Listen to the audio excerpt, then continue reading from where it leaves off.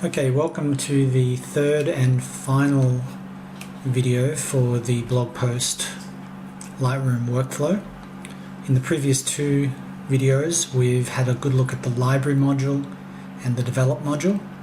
In this final one we're going to look at the print module, which is up here on the right hand side. Now the print module can be used for a variety of things, but the way I use the print module very simply is I use it to proof work for my clients. So, and I solely use it for that purpose only. So let's have a quick look at how I would do that. We're currently in the library module. Let's just say these are the images that I want to proof to my client. I've rated them, I've sorted them through, I've also done some basic editing and developing just to make sure they're looking good for the client. What I'll now do is I'll select all of them as such, and I'll go to the print module. And you can see they're highlighted in the screen below. Now, like all parts of Lightroom, we have a left-hand panel, a center panel, a right-hand panel, and then the film strip down below. The left-hand panel is about you can see here collections about, get rid of the preview, template browsers. So essentially I can choose how I want these to display in a proof sheet, and there's lots of Lightroom templates, and we can just have a look at a couple of these. There's that one there, custom 2x4x6, 511 contact sheet. What does that one do? Does that. Custom overlap 3, I don't really know, I've really not looked at a lot of these in the past, but some of the more simple ones might be something like this, 2x2 cells. So basically there's a bunch of presets. I've got some presets down below here that I use, and the main ones I use for clients will be this 2 per page, so they can see the images nice and clearly, or I'm going to do 4 by page like this. Sometimes I might use a 4x5 contact sheet like this one, but this is only really to give people a sense of what the photos are like. They're not very good for having a discerning look and making decisions on the quality of the image or whether the client might want to select from these. It's too difficult. That's why I use bigger images like these ones here. As you can see down the bottom, they're all selected. If I unselect all of those, nothing comes up. If I only select 4 of them come up. If I select all of them, they come up, and this little arrow lets me cycle through the pages. So this will create a PDF proof sheet. Now the right hand side in the layout, this is where you can actually decide and design your actual layout for this particular proof sheet. So you can just see the layout style, single image contact sheet, which is what we want. There's these other things, picture packages, which can be used for wedding photographers. They can put together packages and printing and all sorts of stuff. But as I said, for my purposes as a commercial photographer, I use it solely for proofing work. The image settings, as you can see here, zoom to fill. I don't really want that. I want to see the full image, how it looks. Rotate to fit, I don't want to do that either because it's a vertical image, so I want it to look that way. But the margins are where I can start to play with how this is going to look on the page. Left and right, as you can see, top and bottom, like that. And here I can also choose how many I want on the page. This is how many rows, this is how many columns. So in my particular instance, I want 2 rows and 1 column for this, for instance, in this one. Cell spacing, I can have a gap between them. Because I'm proofing these images, I want them to be as clear and visible as possible for the client, so I just want the images as big as I can get them, and which instructs also the cell size here as well.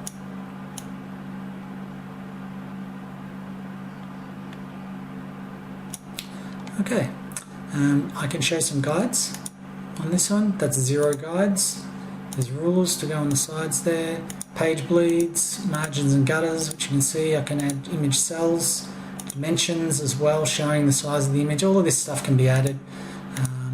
I don't tend to add any of that. I do keep the margins and gutters just to keep a margin around it. But the main one I do add in here is the photo info, and this is the important one. Currently, as you can see down the bottom, there is a file name. I need the client, when they're proofing work, to be able to come back to me with a list of images that they want, so they must be able to see the file name. But you can add all sorts of stuff in here. So we could put the exposure in. Say for example I was doing a little, say, outputted sheet for a blog post. I might want to do it this way and show the exposure settings. I might do, I don't know, all sorts of stuff in here. Custom text, captions, equipment, 5D Mark III with a 40mm lens. All stuff that's really pretty useless to a client. So the most important thing I find here for me is I need the file name. And again, I like to run it underneath the file. It seems to make visual sense that it's underneath. It relates to the image above it. You can change the font size here, of course, of that as well. And print resolution. So there's all sorts of stuff you can do on printing. So once you've got that and you're happy with that, you can actually come over here and you can see at the top template browser, you can add plus, create a new preset. So let's call this Lightroom test, for example, and hit create. It's putting it in user templates, and you can see under here Lightroom test, so it's now in there. So I could go to my 2x2, the 2 per page, or my Lightroom test. There's also another test template there. I can also then just get rid of that as well, delete Lightroom test, delete, and it's gone.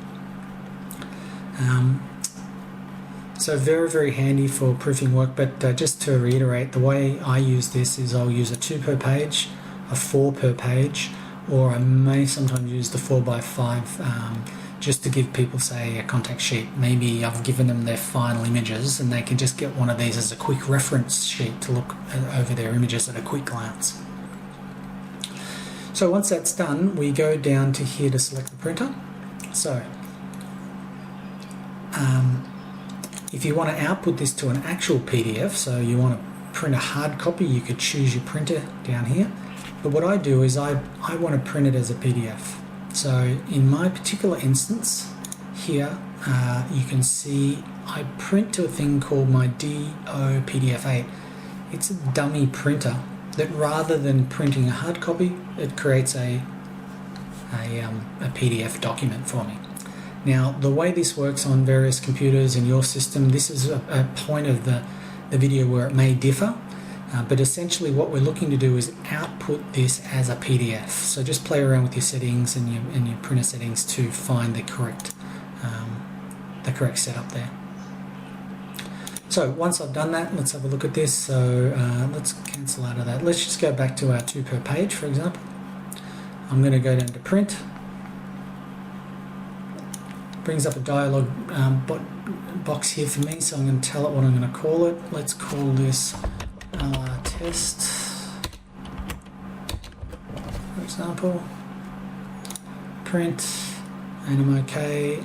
Now here I get a chance to choose high quality, medium, or smallest file. I go for medium, which is nice for emailing for clients, and also it still maintains a level of quality. Hit OK on that. Up the top left hand side, whenever Lightroom is doing something, thinking about something, creating something, you'll always get a box up the top left hand side here showing the progress of the job. In this case, I've only got 12 photos. You can see here 12 of 25 selected, so it's not going to take too long. If we were to print out a proof sheet of 100 photos, for example, it might be time to go and put the kettle on and make a cup of tea, or go and do something else. Quite often what I will do with Lightroom is exactly that. If I need to render some previews, if we need to do a big proof sheet, there's something that's going to take a lot of time, I'll set it in the background to run, and then I'll go and do something else, either on the computer or just go, do something else away from the computer. Go for a walk, stretch the legs. So we'll just wait for that to finish. Won't take long. I've set it up in my system so that when it does finish, it automatically opens up in a PDF viewer as well. Now, what else here? Just the last thing before that finishes, selected photos down there. That's I can tell it to use the ones I've selected, or you can change that to all of the photos, flagged ones, film strip photos. You can move it. I just do the ones that are selected. Okay, so that seems to have finished.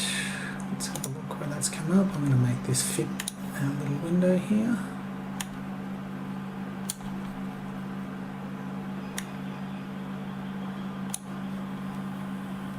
Okay, there's my PDF. So that's one of 6 pages. Flick through. You can see them nice and clearly. We're able to zoom in as well, so there's still pretty good quality on that for a client to make a decision about an image. And they've all got the numbers underneath. Very, very simple.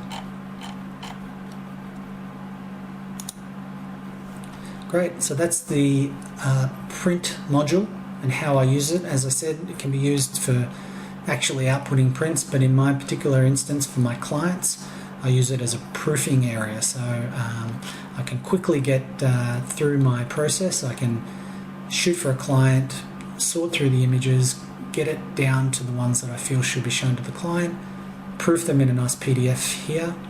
Once that PDF goes off to the client, they'll come back to me with a list of numbers of the ones they want.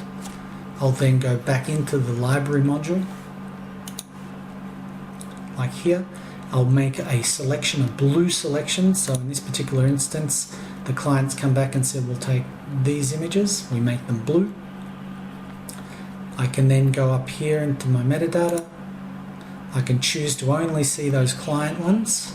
Then I can go into my develop module, and then I can fine tune these ones that the client selected. Of course, once that's all done, the next thing is to do an export. So we go back here, and I would then export these images as a high-res JPEG for the client, and I'd also export them as an archive DNG RAW file for myself. Importing and exporting are probably time for a different video. For now, that's it on the print module. Thank you.